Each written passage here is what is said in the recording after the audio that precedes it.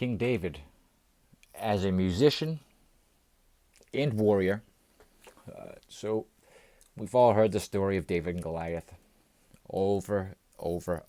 You start hearing it right from Vacation Bible School over and over, right? We know that David took a sling and a stone and took out a giant. But I guess there's more to the story, in my opinion, right?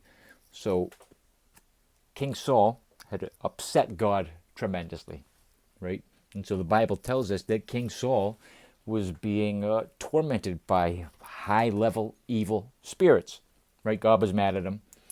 And so he sends out his constables to go find the best harp player in all the land so that when he was under attack, he could get some relief, right? And so I didn't know this, but before David took out Goliath, he already had registered lethal hands. Hands on the strings of a harp. Hands on the strings of a harp. It's a big deal. It says it 3 times. Hands, strings, harp. Right? And so when I look at kingdom warfare, right? Your best guy against my best guy. Whoever wins gets your kingdom or you get mine. Either or. And I look at a guy like Goliath, very high level evil, probably a Nephilim, 100%. So he was a giant, right? And so when I look at, that's the opposition, but he taunted Israel for 40 days, right? And that's what blew David's mind right off his head.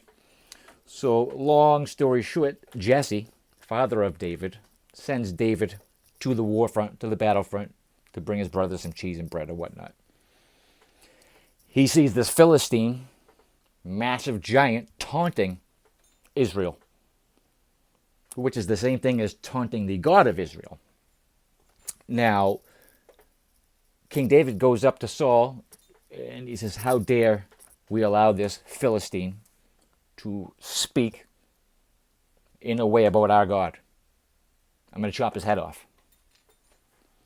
Right? And so now King Saul tried to put his armor on David. David was probably 15 years old or so.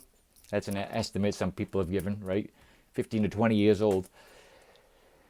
When he put Saul's armor on, it's too heavy, he takes it off, right? And so, in my opinion, I don't believe that Saul would have ever let a child fight for the kingdom of Israel unless he knew wholeheartedly that David already had lethal weapons for hands. As King Saul had already saw tormenting spirits flee from his hands on the strings. So in my opinion, I believe the only reason King Saul would have allowed a child to fight for the kingdom of Israel would be if he knew his hands were already lethal weapons. And I thought that was quite the interesting concept. I don't know where that came from, right? But I go, damn, he allowed a child to fight a giant for the whole entire kingdom of Israel at stake. Come to find out, yeah, that's the true story, right? It lines up historically, etc. Now, it also says that when David went to go get the stones for the sling, he got 5 of them. Make no mistake, David did not intend on missing 4 out of the 5 shots, right? Goliath has 4 brothers, so there's 5 total, right? And the Golden Standard of Prophets has referred to the BRICS nations as the 5 brothers of Goliath, right? And the giant is debt that needs to be slayed down. So that's what the prophet Kim Clement was prophesying about, is the brothers of Goliath. They stand in glee, waiting for us to lose. But the fact is not yet. We still have a nice little 7-year golden era.